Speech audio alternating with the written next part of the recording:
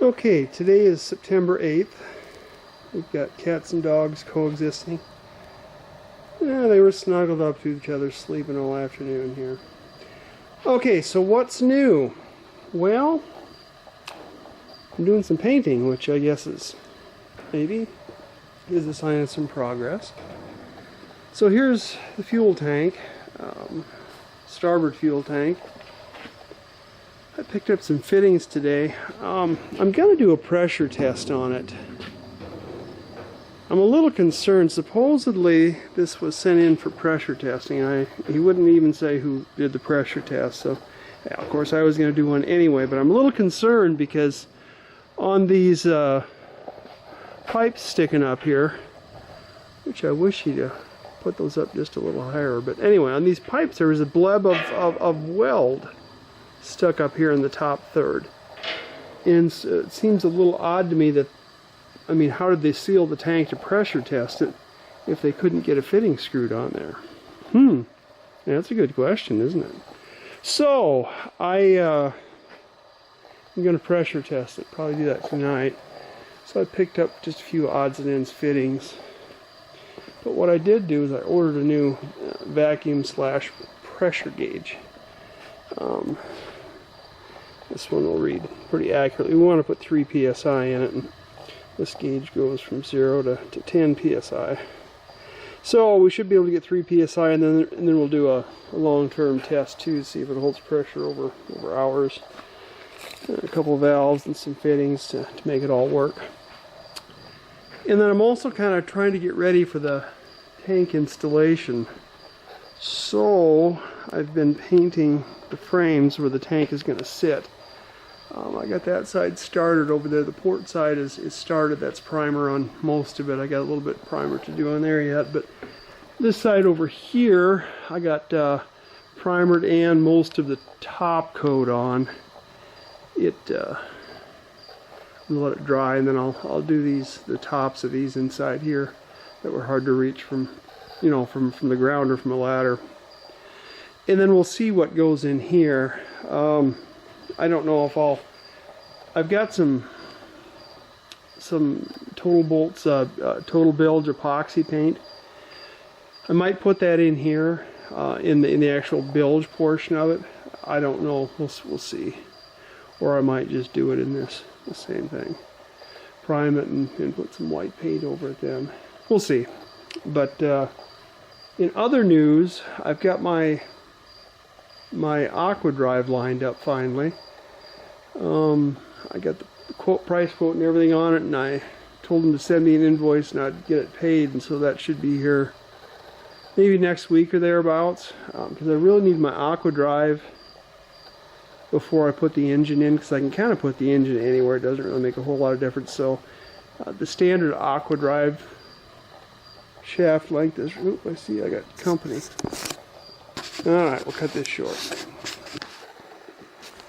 Okay, picking up where I left off on September 8th. It is now the evening. Not exactly sure where I left off. My uncle showed up. And so I quit the previous recording to talk to him, then I kind of forgot about it, and then the battery was low, so I put the charger on it for a bit.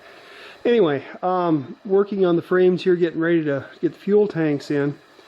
I've got this side primed, and this side is primed and painted on most of it. It's got the inside surfaces here I need to get the top coat on yet. But anyway, getting ready to put the starboard side fuel tank in. You know, this, I don't really enjoy painting a whole lot anyway, but this is miserable. I mean, no big flat smooth surfaces. Everything is small and there's angles everywhere and joints, and not a whole lot of fun to paint this stuff. But I decided that I wanted my engine room to be nice and shiny clean. The rest of the boat going to get this treatment? Probably not, but it will, at least in the engine room here. We'll get it painted and get it spiffed up, and supposedly the paint works all right over top of this treatment that I put on here, this copper naphthate. So hopefully it stays stuck all right. Paint, yeah, that's You know, this wouldn't need to be done.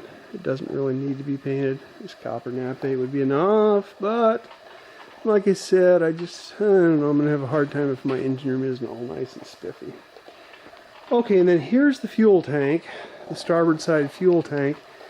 I got a coat of primer and 2 top coats on it. So it's just going to let it harden up a little bit. It's going to go in, I think Saturday we're going to try to put it in. And I don't know if you can see these, but there's some weld marks here. 1, 2, 3.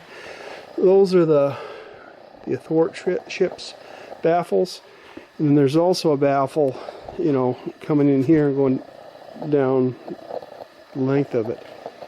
So it should be well baffled. Everything's looking pretty good. I am doing a pressure test right now. Actually, it's more of a leak test than the pressure test. David Gear says to run them up to 3 psi. I'm not running them at 3 psi. I'm running it just at 2 psi. And we're going to see if it holds pressure, for how long it holds pressure. It's dropped a little bit. It's been about an hour and a half since, yeah, it is an hour and a half since I started. And the pressure has dropped just a little. It's not quite off the 2 psi mark yet. But it's cooler in here now than it was when I filled it. And keeping in mind Boyle's law, the pressure temperature volume relationship, as it gets cooler we're going to lose some pressure as it cools, so that's not unexpected. And then of course putting air in actually heats the air up as you compress air in there. Now I don't know about 2 psi how much heat we get from that, and you know, if we do have any leaks, it's entirely possible we could have some leaks around these fittings. And I've got some soapy water to spray test. There's some Dawn mixed in with some water here. And so if I do believe that the pressure test, or the pressure leak test, justifies it, then I'll start going around and spraying water everywhere. But if I get up in the morning and come out here and look, it's still at 1.5 psi or whatever, it's pretty safe to say we don't have any actual leaks to speak of. It looks pretty decent. Getting it in the boat is going to be the next adventure. Like I said, I think we're going to shoot for Saturday to try to get it in the boat. I don't know if I mentioned this on my earlier portion of this video, but I've got my AquaDrive unit finally on the way. So once I get that AquaDrive, I know its installed length, I can start working on the engine mounts, getting the beds for the engine mounts. I got the engine mounts with the engine, but start working on the beds for the engine. I need to decide on what kind of angle I want to put the engine at. Talking to the guy that sells the AquaDrive, he was kind of, you know, yeah, it's, you don't want them perfectly aligned, but, you know, closer to line. So I might put it, you know, the engine at maybe 5 degrees, and then the shaft runs through the shaft log there at 6.4 degrees. So that would be 1.4 degrees of angle. They say that's, you should have a little bit of angle on the CV joint, so the bearings don't run in the same spot continuously. That's the theory there anyway.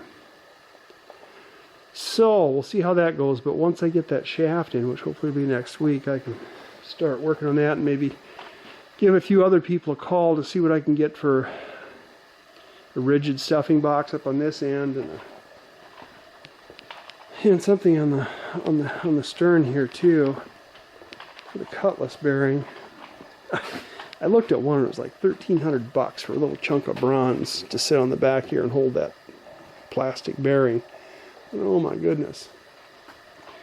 I don't know if that's going to be the case or not, but we shall see. Yeah, if that's the case, I don't know what the stuffing box up here is going to cost. But we shall see. I'm getting closer to being through with a lot of these significantly more expensive expenses. Once I get the the shaft and all the propeller and all that, which is going to be another significant expense. But the rest of it's going to be just wood and stuff until I get ready to start outfitting it. And we'll see how crazy I go in electronics and stuff. But it's nice to see some stuff, you know, getting done or closer to done anyway. Anyway, so that's my update. Today is the 8th of September, 2021.